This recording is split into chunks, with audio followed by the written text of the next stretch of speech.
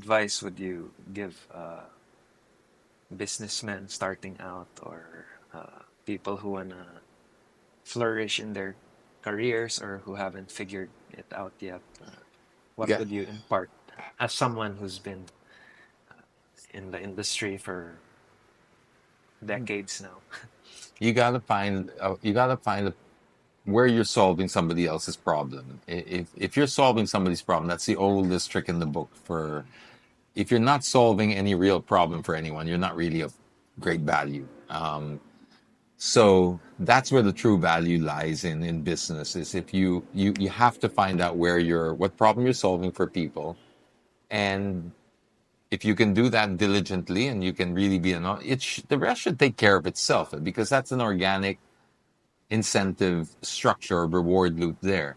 If you don't really care how you feel about a certain person, if they're solving a problem for you, they're solving the problem for you, and you're willing to pay as much as it's worth to you. And that's where I think the business is needs to start from. Then after that, well, it's obviously marketing nowadays is so important more than ever, because we got to break through a lot more noise than we ever had to. So you got to focus on your marketing. You can have the best product, but if nobody hears about it, that's going to be pointless. And then just try to make sure that you have a very solid why. A lot of people will get into business, looking at the what they can make in terms of profit and stuff like that. And that's fine, because we're all profit driven and that's what the business is for. But then the month that you don't have profit, what have you got left? If you don't have a why, you got nothing left, and you're just going to go backwards. So what's your why? Do you have a strong why? And keep going back to that why, because when things go a little bit, you're going to have a bad month or quarter, you have to answer, why am I doing this again? What's the reason?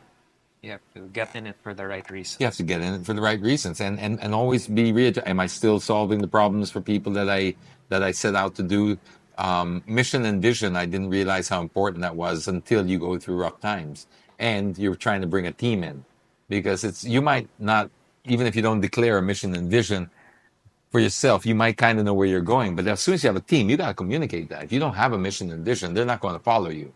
And people will follow stories, they won't follow anything else. So you got to create a very good, clear path for them. Otherwise, you're just going to be on your own, and you can't grow that big on your own.